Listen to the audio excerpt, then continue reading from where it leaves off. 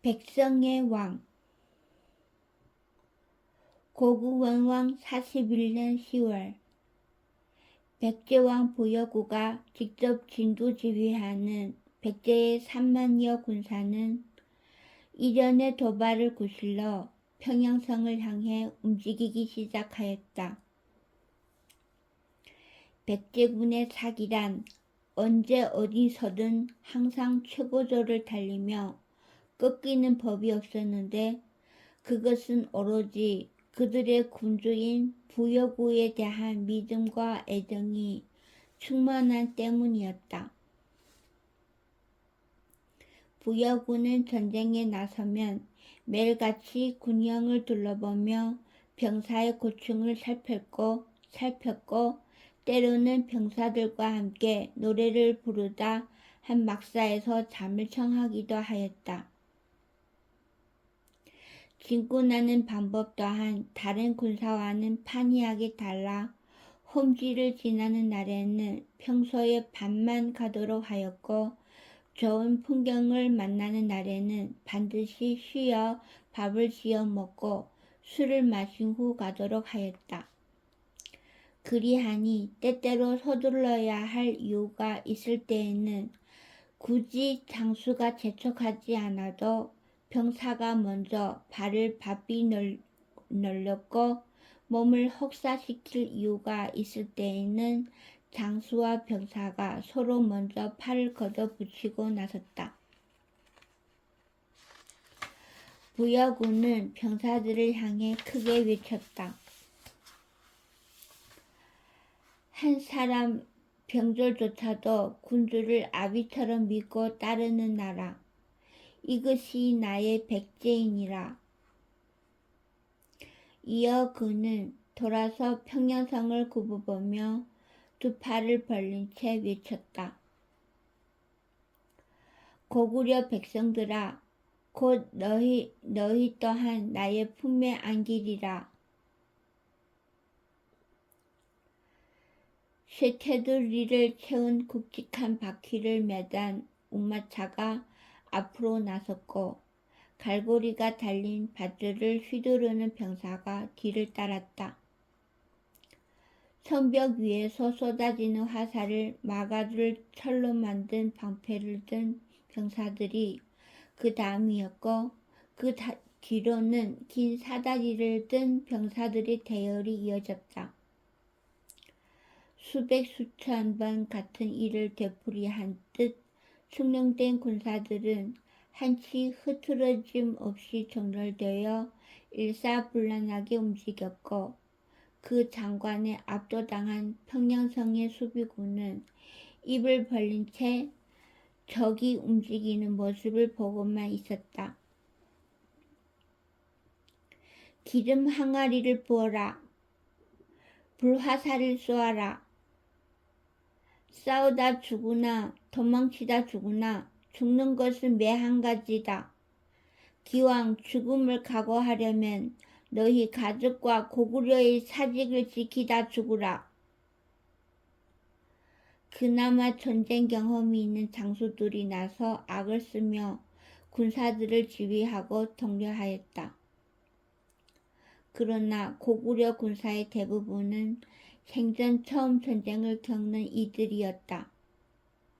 날선 쇠붙이가 눈앞을 오가고 바로 옆 동료가 참혹하게 죽어나가는 모습을 보니 눈과 귀를 막고 하늘이 가호만을 빌 뿐이라 애초부터 제대로 된 응전이란 불가능한 것이었다.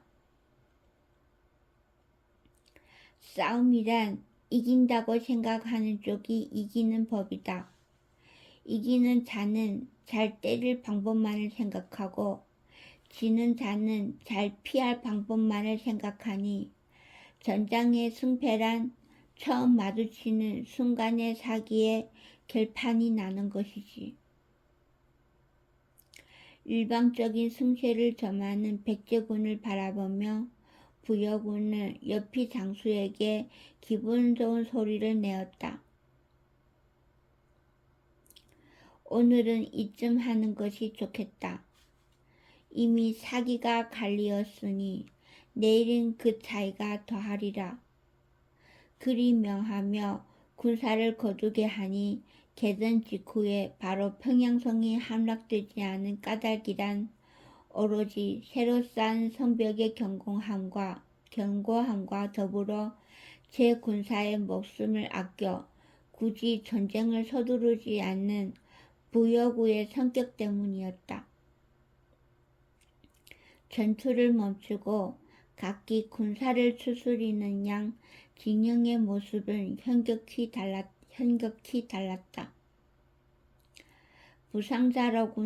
부상자라고는 백의 하나를 찾아보기 힘든 백제군과 달리 고구려군은 저희끼리 얽혀 다친 이만도 열에 두셋은 되었다. 절망만이 가득한 고구려군은 시간의 대부분을 성문과 성벽을 더욱 튼튼히 덧대어 보수하는 일에만 할애하였다. 이 성문이 뚫리고 방벽이 무너지는 날이 곧 전쟁이 끝나는 날이리라. 그 시간을 어떻게든 조금이나마 들리는 것이 티끌만한 승산을 키우는 일이리라. 평양성에 있는 모두가 그리 생각하였다. 군사의 숫자를 맞춰보고 충분히 싸워봄직하다며 득이만면했던 대신들도 목소리를 높여 병사들을 독려하던 장수들도 내일의 안녕을 장담하지 못하고 입을 꾹 다문 채 간절한 눈으로 성문과 방벽만을 바라보았다. 그자를 찾아 이제라도 돌려보내야 하오. 그자라면 마구 깐지기 말이오. 지금이라도 그자와 일가족을 찾아 백제군에 돌려보냅시다. 소용이 있겠소? 그토록 폐하께서 화친을 요청하여도 일언방구 답이 없는데 할 수 있는 일이라면 다 해봐야지요. 당장이라도 성벽이 무너질 판인데 누구의 입에서 먼저 나왔는지 알 수 없는 이야기였으나 지푸라기라도 잡아보려는 조정의 대신들은 이에 누구 하나 빠짐없이 동조하였다. 마침 평양성에 와있던 사기와 그의 일가족은 포박되었고 대신들은 살려달라 울며 애원하는 그들을 즉시 백제군 진영으로 보냈다. 태왕 사유가 그 사실을 안 것은 사태가 발생한 후였다. 백제군이 평양의 성벽을 두드리는 지금에까지도 화친의 뜻을 담은 서한을 거듭 써 내려가던 사유는 대신들의 보고를 듣고 손에 들었던 붓을 떨어뜨렸다. 누가 이 일을 회책하였는가?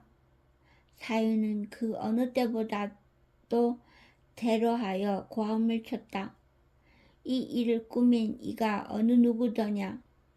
예상치 못한 사유의 분노에 대신들은 누구 하나 나서지 못하고 주저하다가 종래에 작은 소리로 입을 모아 답하였다. 소신들 모두가 함께 생각한 일이옵니다. 뭐라? 그대들 모두가 한 목소리를 내자 거기서 힘을 얻은 한 신하가 앞으로 나가며 간언하였다. 고구려의 사직이 위대한 지금 그 일가의 목숨이란 먼지처럼 가벼운 것이옵니다. 폐하, 옛적 왕후와 태후를 인질로 보내시어 전쟁을 피하셨던 그때를 떠올리소서. 이어서 또 다른 신하가 나서서 간언하였다. 적이 과연 돌아가리라는 보장은 없사오나 조금이나마 백제왕의 분이 풀렸으리라 생각하옵니다. 폐하께서 화친의 사들을 보내시려면 지금이야말로 적이라 생각하옵니다. 사유는 계속해서 이어지는 가난 속에서 아무 말도 하지 않은 채 대신들을 노려보았다. 그러다 종래는 다리를 박차고 일어서며 평생 보이지 않았던 더없이 노한 목소리로 외쳤다. 내가 모용황의 앞에 무릎을 꿇고 왕후와 태후를 선친의 유해를 바쳤던 것은 모두가 백성을 위함이었다. 이제와 백성을 바치자면 그것은 무엇을 도모한 것이냐? 하오나 폐하, 백성을 바쳐서 백성의 안전을 도모하겠다는 것이냐? 아니라면 너와 너희의 안전을 도모하려는 것이냐? 그것이 아니었고 많은 목숨을 살리자면 입 다물라. 단 한 명의 백성을 지키지 못하면서 어찌 10,000명의 백성을 지킨단 말할까? 나라는 반드시 백성을 위해서만이 존재해야 한다. 그것이 1명이든 10,000명이든 1명의 백성을 지키기 위해 10명의 왕후를 보낼 수는 있으나 10명의 왕후를 지키기 위해 1명의 백성을 보낼 수 없음을 어이 모른단 말이냐? 평생 처음 보이는 사유의 대로한 모습에 대신들은 입을 다물었다. 사유는 움켜쥔 주먹을 부르르 떨며 그들을 노려보다 마지막으로 한마디를 던지며 대든을 나섰다. 내일 성문을 열라. 고구려에 온 힘을 다하여 그들을 되찾으리라. 그 말은 곧 전쟁을 의미하는 말이었다. 사유를 아는 이라면 그 누구도 생각지 못할 청천벽력과도 같은 한마디였다. 태자야, 이날 밤 늦게 구부를 찾은 사유는 새삼스러운 이야기를 꺼냈다. 너는 이 아비보다 몇 배는 훌륭한 왕이 될 것이다. 아마 그럴 것입니다. 구부와 사유는 함께 웃었다.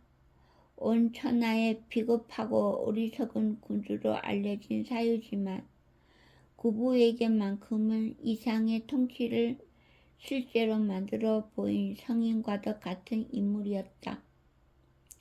구부 또한 사유에게는 자식이기에 앞서 제 뜻을 이해해준 단 한 명의 인물이었으니 그들 부자 간에는 부자의 정을 넘어서는 각별함이 있었다. 고맙구나. 내가 워낙 영특하니 이 아비는 언제든 편히 갈 수가 있겠다. 구부는 사유의 어조가 약간씩 떨림을 느꼈다. 아무래도 노한 탓에 마음이 약해진 것이라 생각하여 침소로 모시려는데 사유는 미미하게 고개를 저으며 말을 이었다.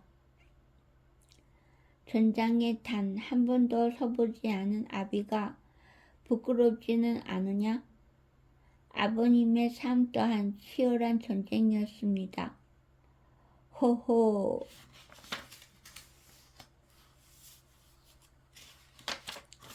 가만히 웃던 사유는 곧 엉뚱한 이야기를 해왔다. 갑주 입는 법을 알고 싶구나. 구부는 새삼 놀랐다. 고구려의 태왕으로 70이 되도록 갑주를 입어본 적이 없다니. 제 갑주를 가져온 구부는 사유에게 그것을 입혀 보였다. 몸에 가죽과 철판을 대는 방법부터 끈을 조여 길이와 너비를 맞추는 방법까지 구부 또한 미숙하여 몇 번을 실수한 끝에야 사유에게 갑주를 입힐 수 있었다. 이 아비가 제법 무장다워 보이느냐? 구부는 그저 웃음을 터뜨렸다. 구부야, 예, 아버님. 내 너에게 유언을 빙자한 부탁을 하나 해도 되겠느냐? 어떤 연유에서 죽음을 예감한 것인지 알 수는 없었으나 사유는 너무도 엄숙한 목소리를 내었다. 불길한 소리 말라며 말린다거나 슬픔에 잠긴 얼굴로 눈물을 흘린다거나 하는 것이 오히려 불효임을 아는 구부는 그저 가만히 사유의 다음 말에 귀를 기울였다. 사유는 잠시간 말없이 구부의 얼굴을 바라보다가는 이내 작지만 또렷한 목소리를 꺼냈다. 내가 죽고도 5해가 흐르기 전까지는 전쟁을 금해다오. 무슨 일이 있더라도 그리하겠습니다. 구부는 캐히 답했고 사유는 엄숙한 얼굴을 풀고 새삼스레 양팔을 들어 구부를 한번 끌어안았다. 아마도 일전을 불사할 결심을 세운 데에서 온 각오일이다. 그리 짐작하며 구부는 별다른 생각 없이 노쇠한 부왕을 침소로 모셨다. 이튿날 새벽에 동이 트고 어둠이 차차 거쳐갈 즈음 천백에 오른 구부는 나름 작지 않은 장수가 된 우왕을 대동하고 적의 진영을 바라보며 이 전쟁의 판세를 거듭 생각하였다. 입술을 깨물며 이런저런 고민을 계속하던 구부는 결국 답이 없다는 듯 짧게 혀를 차며 입을 열었다. 내가 병법을 깊이 공부한 적은 없지만 싸움을 이기고 지는 대략의 이치는 생각해 볼 수 있다. 그게 무엇입니까? 패기. 패기요? 겨우 그런 것으로 전쟁이 승패가 갈린단 말입니까? 강병과 약졸은 실력이 다를 텐데요. 병사 하나와 하나가 싸우면 진인무예로서 승패가 갈린다. 그러나 열과 열이 싸우면 기술이란 별 소용이 없어. 백과 백이 싸우면 그보다 더하고 천과 천이 싸우면 병사 개인의 실력이란 아예 사라지고 마는 것이지. 하면 병사에게 무술을 굳이 가르칠 필요가 없지 않습니까? 그래, 전장의 군사란 앞을 향해 창을 내밀 줄만 알면 되는 것이야. 우왕이 듣고 머릿속에 그림을 그려보니 맞는 말이었다. 다수가 뒤엉켜 싸우는 전장에서 병졸의 무술이란 도무지 펼칠 기회가 없었다. 그보다는 질 좋은 무기와 갑주가 그리고 그보다는 병사를 배치하는 진형이 더 중요한 것이었다. 고구려에는 오랜 시간 전쟁이 없었기에 날이 상한 병장기가 없다.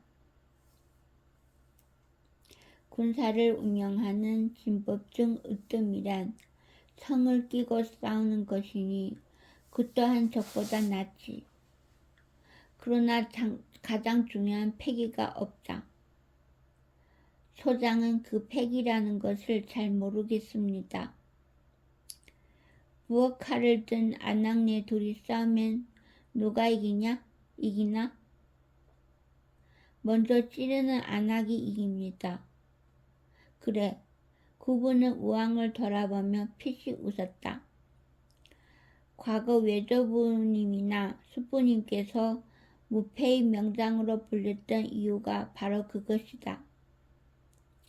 선봉을 달리면서 가로막는 자는 일단 모조리 때려 부수니 적은 오금이 저려 물러날 수밖에 물러나는 군사와 나아가는 군사의 싸움이란 안 봐도 뻔한 것이지. 그제야 우왕은 구부의 말을 온전히 이해하여 크게 고개를 끄덕였다. 그러나 다음 순간 우왕은 땅이 꺼져라 한숨을 쉬며 고개를 절레절레 흔들었다. 하면 이 전쟁을 아군이 이길 방법이 없는 것이 아닙니까? 저들은 저토록 기세가 등등한데 아군은 성문을 방패 삼아 목숨을 보존할 방법만 생각하니 말입니다. 그래서 말인데 구부는 돌연 낯빛을 진중히 가라앉히고 우왕을 깊숙이 바라다 보았다. 내가 나가서 부여구의 목이라도 따오면 상황이 많이 좋아질 텐데. 우왕은 그 말을 듣고 당황하여 꿀먹은 벙어리가 된 듯 머뭇거리다가는 이내 비장한 표정이 되어 쿵 소리가 나도록 한쪽 무릎을 꿇었다. 소장이 비록 늙고 모자라나 충심과 열이 많은 누구에게도 지지 않음을 보이고 오겠습니다. 구부는 그 모습이 우스꽝스러웠는지 다시 한번 헛웃음을 짓다 손사래를 쳤다. 아서라, 농담이다. 암담하기만 한 사태 속에서도 구부는 밝은 낯을 잃지 않았다. 대다수의 사람들이 그를 가리켜 경망되다. 철이 없다며 걱정하고 비난하였으나 그것은 어렵고 힘든 일일수록 머릿속을 맑게 하고 마음을 유쾌히 지녀야 풀어낼 수 있다는 그 나름의 생각 때문이었다. 실제로 그리 우왕을 놀리면서도 구부는 거듭 현재 판국을 고민하고 있었다. 패기, 그것은 농담이 아니었다. 지금의 고구려는 마치 싸움 한번 해본 적 없는 안악과도 같은 손에 든 부엌칼을 찌르려면 광기에 가까운 격정이 필요했다.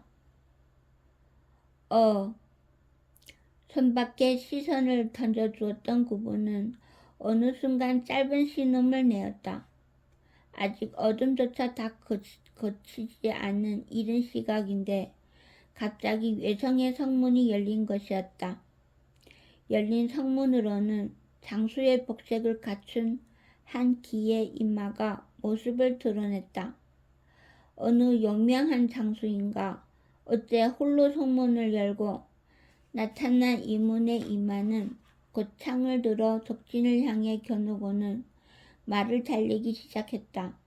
말을 모는 모양새나 달리는 속도가 훈련된 모습이라고는 하나도 찾아볼 수 없는 엉성한 기수였기에 더욱 묘한 기분이 드는 이상한 광경이었다.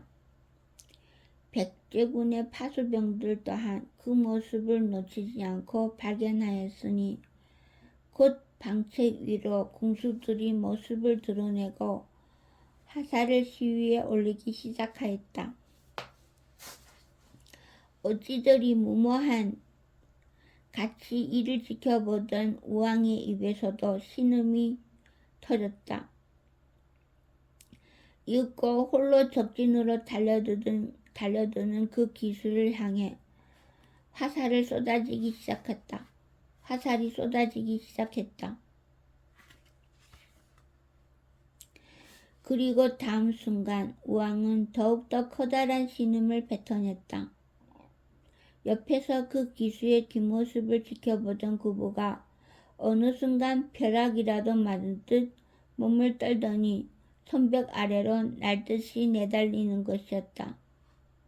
곧 열린 성문으로 구부가 탄 말 또한 그 기수를 쫓아 정신없이 질주하였다. 잘 달릴 줄도 모르는 말을 함부로 박차 반쯤은 이미 낙마한 모양새로 겨우 말에 매달리다시피 달리던 구부는 너무나 간절하고 커다란 외침을 토했다. 외침이라기보다는 처절한 비명이었다. 아버님! 쏟아지는 화살 가운데 한 발이 그 엉성한 기수의 얼굴로 날아드는 것이었다. 창을 휘둘러 털어낼 줄도 몸을 비틀어 피해낼 줄도 모르는 그 기수는 그대로 화살을 정통으로 맞고는 그 자리에 꼬꾸라졌다. 성문을 굳게 닫은 채 싸움을 두려워만 하던 고구려 군사는 어제의 그들과는 다른 이들이 되어 있었다. 붉게 충혈된 눈으로 백제군을 노려보는 그들의 손에는 피가 나도록 움켜진 병장기가 들려있었다. 70세 노인이 되도록 평생 전쟁을 피해 살아온 대왕. 그가 어째서 성문을 열고 단신으로 적진을 향해 달려가는지 그 까닭을 정확히 이해할 수는 없었으나 이제 그들 모두의 마음에는 하나 같은 심정이 용솟음치고 있었다. 저들은 결코 이대로 돌려보낼 수는 없다. 고구려 군사들은 그 어느 때보다도 간절하게 진격의 명을 기다렸다. 앉아서 쉬라는 명에도 밥을 지어 먹으라는 명에도 누구 하나 따르지 않고 손채로 핏발선 눈이 터져 나가도록 적진만을 노려보았다. 그리고 그런 그들을 뒤로 둔 채 구부는 양 진영의 가운데로 나아가 부여구를 기다렸다. 그대는 혹 한복을 청해오는 적장이라 여기며 구부 가까이 다가오던 부여구는 상대의 얼굴을 확인하고는 탄식을 터뜨렸다. 해를 쫓는다며 백제군 진영에 찾아왔던 어린 학자, 장난 같은 약속을 시켜 성애를 죽인 소년. 비록 중년이 되었지만 가슴속 깊은 곳에 너무도 선명하게 간직되어 있던 그 소년의 얼굴이 세월을 머금은 채 자신을 지켜보고 있었던 것이다. 내가 고구려의 태자였는가? 부여구, 너는 나에게 빚이 있다. 이어진 구부의 말에 부여구는 한참이나 대답이 없었다. 자신이 백제왕인 줄을 이미 오래전부터 알고 있던 소년이 지금 이 순간 태자의 신분으로 자신을 마주해 내놓을 말이 무엇일지는 너무도 뻔한 것이었다. 이제 싸움을 끝내고 회군해 달라는 부탁. 하지만 목숨을 걸고 맹세했던 약조와 지금 그의 말을 들어주면 두고두고 큰 후환이 될지 모른다는 예감 사이에서 소우질을 하고 있던 부여구에게 태자의 입에서 나온 소리는 전혀 뜻밖이었다. 사기와 그의 일가족을 고구려로 돌려보내라. 뭐라? 부여구는 저도 모르게 소리치지 않을 수 없었다. 그리하면 고구려는 향후 5년간은 백제와 선린을 유지할 것이다. 그렇지 않을 시에는 구부는 타는 눈으로 부여구를 노려보았다. 이어 터무니없을 만큼 자신의 찬소리가 그의 입에서 또박또박 흘러나왔다.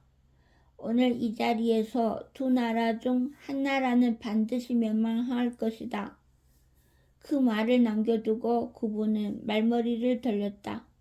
부탁이라기보다는 오히려 협박과도 같은 말을 남겨놓고 돌아가는 그의 뒷모습을 망연자실 바라보고 있던 부여구는 이어 수만 쌍의 눈길을 마주쳐야 했다. 바로 고구려 군사들의 눈길이었다. 그 눈들은 지금 당장이라도 칼을 뽑아 휘두르지 않고서는 울분에 미쳐버릴 것만 같다고 둘 모두 사느니 둘 모두 죽는 것이 낫다고 외치고 있었다. 가만히 서서 그 눈길을 받아내던 부여구는 이내 씁쓸한 얼굴로 말머리를 돌렸다. 사기와 그의 일가족을 돌려보내라. 폐하, 이길 수도 없는 군사, 이겨서 얻을 것도 없는 군사다. 고사유가 평생 처음 꺼내든 칼이 참으로 날카롭기만 하구나. 그러고는 백제왕은 정말로 정군의 명을 내려 회군을 시작하였다. 살을 맞은 사유는 급히 말에 태워져 골로 옮겨졌다. 말이 전력을 다해 골로 달리는 동안에도 사유의 얼굴에서는 쉴 새 없이 피가 흘렀고 사유는 참을 수 없는 고통으로 몸을 오그렸다. 모여든 전이들은 화살이 사유의 눈에 정통으로 박혀 눈알을 완전히 꿰뚫고 있는 걸 보고는 경악했다. 칼로 눈알을 후벼 파낼 수도 약재를 뿌리고 기다릴 수만도 없는 상황이었다. 몇 날이 지났어도 고통은 결코 사유를 놓아두지 않았다. 한밤에도 수십 번이나 견디지 못할 통증에 사유는 자리에서 벌떡벌떡 일어나곤 했다. 그럴 때마다 눈에서는 또다시 피가 흘렀고 피를 말리기 위해서는 어떤 처방을 해도 모두 견딜 수 없는 아픔이었다. 이내 고름이 생기고 살이 썩어가면서 사유의 얼굴은 차마 사람의 얼굴이라 할 수 없는 상태로 변해갔다. 아무것도 먹을 수 없어 사유의 얼굴은 반쪽으로 줄어들었고 신음과 비명으로 밤낮을 지새우기만 했다. 전이들은 눈물과 한숨으로 절망만을 전했고 구부와 이련은 단 한순간도 자리를 떠나지 않고 사유의 곁을 지켰으나 사유는 차츰 고통으로 누구도 알아보지 못하고 허공을 향해 손만 내절 뿐이었다. 그러던 어느 날 밤 고통에 몸부림치던 사유는 차츰 의식이 몽롱해지며 머리와 눈을 무겁게 내리누르던 힘이 사라지고 있음을 느꼈다. 고통이 물러나고 마치 꿈깨는 양 온 세상이 하얘지면서 누군가 저 앞에서 걸어오고 있었다. 아버지, 사유의 눈앞에 나타난 사람은 을불이었다. 사유야, 언제나 자신이 편에 서주었던 유일한 사람 아버지. 사유의 눈에서는 저도 모르게 눈물이 흘렀다. 왜 저를 왕으로 만드셨어요? 그건 내가 왕을 제일 잘할 수 있는 사람이기 때문이야. 하지만 저는 어머니를 욕되게 하고 수없는 백성을 살렸잖느냐. 너는 힘없는 사람들의 왕이란다. 을불은 천천히 다가와 사유에게 손을 내밀었다. 사유는 을불의 손을 잡고 뺨에 마구 부볐다. 평생 미안했고 외로웠어요. 사유야, 이제 그 짐을 내려놓거라. 허공을 더듬던 사유가 갑자기 온몸에 힘을 잃으며 팔을 툭 떨어뜨렸다. 아버님, 자식들의 다급한 목소리가 사유를 불렀지만 사유에게서는 아무런 대답이 없었다. 왕자 시절부터 태왕 재위 기간 내내 70평생을 외로움 속에 살아온 태왕 고사유. 백성을 한없이 사랑하였으나 오히려 백성들로부터 외면을 당한 채 살아야 했던 불운한 군주.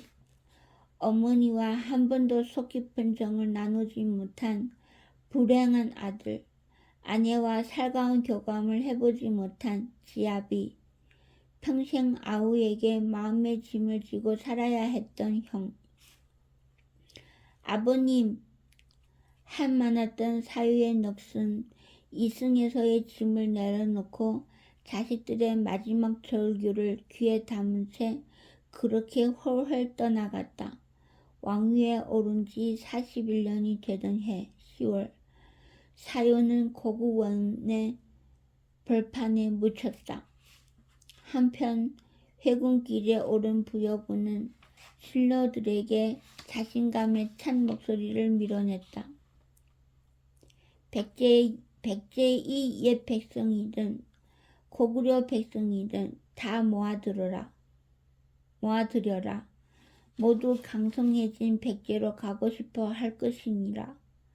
눈에 띄는 모든 백성을 붙잡아 드리겠나이다. 아니다. 누가 붙들어 오라고 했느냐. 그들 스스로가 따라올 것이니라. 이미 고구려는 백성들을 보호할 힘을 잃은 나라가 아니더냐. 백성들에게 우리 군사가 돌아가는 길에 합류해도 좋다는 말만 이르도록 하라. 부여구의 지시에 군사들은 수고성 성내는 물론 성 밖의 모든 백성들에게까지 백제군과 함께 돌아갈 것을 종용하였지만 나서는 백성이 없었다. 몇 날을 기다려도 백제로 가고자 하는 백성이 없다는 보고를 받은 부여군은 고개를 갸우뚱하다 직접 백성들을 만나보기 위해 나섰다. 나라가 강성하면 백성이 모이는 법, 이는 당연한 이치가 아니냐. 그런데 어떤 이유로 고구려 백성이든 과거 백제 백성이든 이리도 나서지 않는단 말이냐. 내 눈으로 직접 봐야겠다. 부여군은 몇몇 마을을 돌며 고구려 백성들을 만나 백제로 같이 가기를 권하였으나 호응하는 백성들을 찾을 수 없었다. 살기 힘들어도 고향이 낫다는 얘긴가? 그렇다면 이주한 백제인들이 마을로 가자. 부여구의 수레는 이런저런 이유로 백제를 떠나 수고성에서 살고 있는 사람들의 마을로 향했다. 자신들의 왕이 직접 찾아왔으니 얼마나 기뻐하겠는가. 내 이들이 무슨 이유로 백제를 떠났든 다 이해하리라.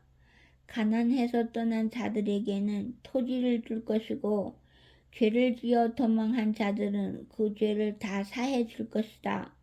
이제 백제는 강성해질 대로 강성해졌으니 백성들 또한 자신들의 나라, 자신들의 고향으로 돌아와 사는 것이 그 얼마나 기쁜 일이겠느냐. 부여군은 마을 사람들이 모두 어귀에 나와 있다는 보고를 받고는 매우 흡족해졌다. 아무도 백성들을 강제하지 않았음에도 이들이 스스로 나와 나를 반갑게 맞으니 이 얼마나 기쁜 일이냐. 그러나 수레가 마을 어귀에 이르자 부여군은 소스라치게 놀라지 않을 수 없었다. 마을 어귀에 모여있던 백성들이 자신의 수레를 향해 돌을 던지기 시작했던 것이다. 죽어라 이놈들아. 백성들의 외침을 듣는 부여구의 표정이 딱딱하게 굳었다. 수레가 다가갈수록 백성들의 돌팔 매질이 더욱 거세지자 부여구는 주변을 향해 외쳤다. 맞느냐? 저들이 과연 백제에서 온 자들이 맞느냐? 분명 여기는 고구려에 와 살고 있는 백제인들의 마을입니다. 그런데 왜 나에게 돌팔매질을 한단 말이냐? 자랑스러운 자신들의 왕에게. 저들은 지난 수십 년간 전장에 끌려간 백성이 단 한 명도 없다며 오직 고사유만이 자신들의 왕이라고 외치고 있나이다. 부여군은 말을 잃은 채 이러한 백성들의 돌팔매질을 언제까지 지켜보고만 있었다. 고구려 육권의 계속.